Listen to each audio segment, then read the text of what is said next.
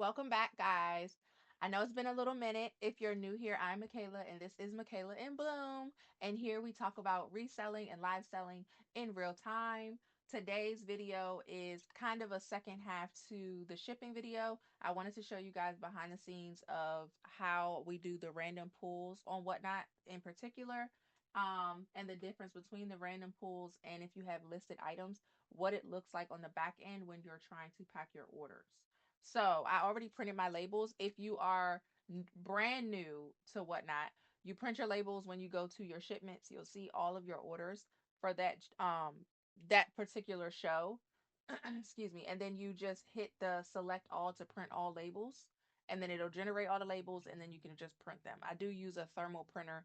It's easier, it's cheaper. So if you want one of those, I do have a link below. Also, I personally did not print all my labels at one time until maybe 6 months, 7 months in, or 6 months. I think I'm at my recently. Okay, 6, 7. No, sorry, y'all.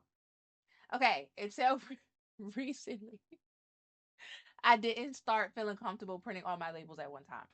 Um, and that is a personal choice, a personal preference, however you choose to do it. I do think that if you're still trying to familiarize yourself with editing the shipping details, so like afterwards, if something is wrong, or if your weights are off, or if you need to change something for someone's packages, like going from priority to ground shipping, or going from ground shipping to priority, which I sometimes do, excuse me, if someone pays enough for the flat rate box, I'll go ahead and just put it in a flat rate box to change the weights and things like that so they still can get free. So they still have priority shipping and they get their stuff faster. So, yeah, like I said, I didn't start printing all labels at one time until I'm fully comfortable with shipping and changing things and going back and figuring that stuff out. So I do not recommend that for somebody who is just starting to just hit print all. I recommend you going one by one to make sure that you have everything situated the way that it needs to be. But okay, we're gonna jump right into it. I did print all my labels for these orders. I don't want to put nobody's information out.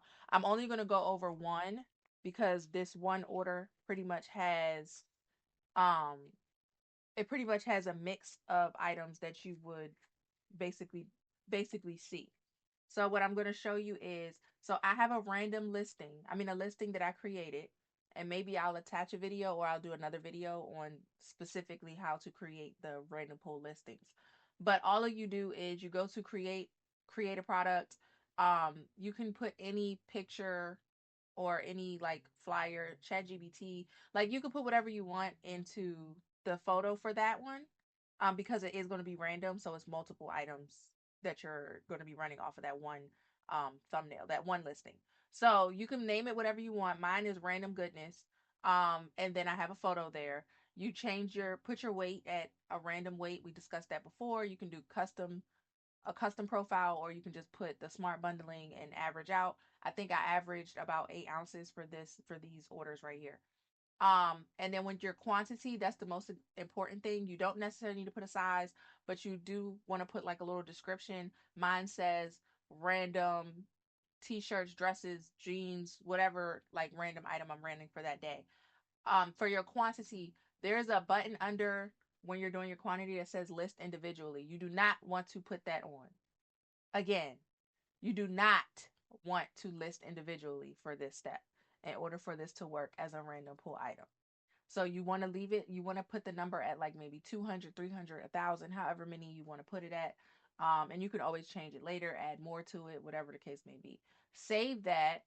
And then when you're running your show, you're running that as soon as someone buys something from that listing, you can hit run next. So if everything you're running is $5, you would just start hitting next and it would just keep going at $5 for every single, item, and every time someone buys it, it will put it in order. So it will say random goodness 1, random goodness 2, 3, 4, 5, for however many orders you have.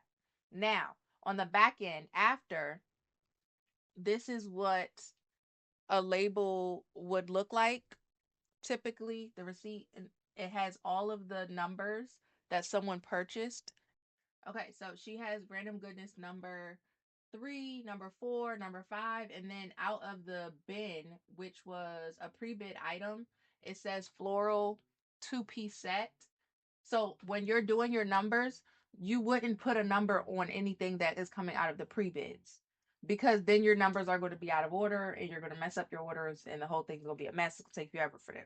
It is fixable, but it takes a while to go back and look at all of the videos to figure out where you messed up at.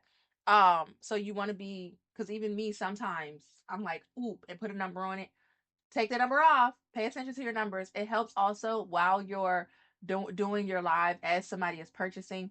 If they purchase, like, say, random good is number one, you can say thank you, whatever the name is, number one, or thank you, number two. Like, so that way in your videos, if you do ever have to go back, you have that reference number. Like, you have you referencing the number and the name so that you can kind of keep track because sometimes the videos are not reliable and mistakes happen.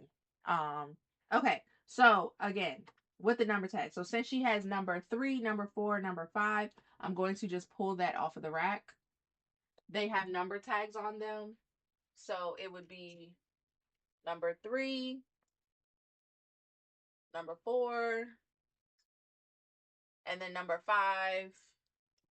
She also has the two-piece floral set. Then she has number 6.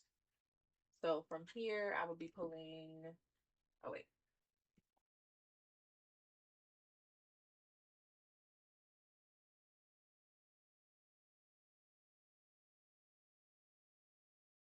Be number 6. Two-piece floral. The two-piece floral, and then black and white for the draw skirt. There we are. Oh, and then number 8, 9, 13. Lord, okay, hold on. 8. Number 8.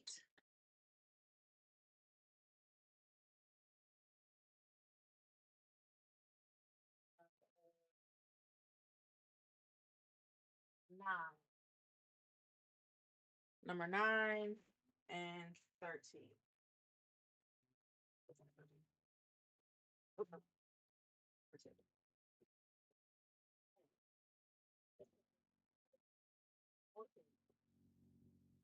Oh, okay. Sorry. See, I should have been looking back. Random goodness number 13 on the rack. All right. And then you just go ahead and fold. I personally fold. If you don't fold, whatever you do to pack your orders. I personally will fold everything. Make sure you take your numbers out of the bags, put them in the box, in the bag, however you want to do it. And then you put the label and you put the receipt in the bag and you're good to go. And that's pretty much it.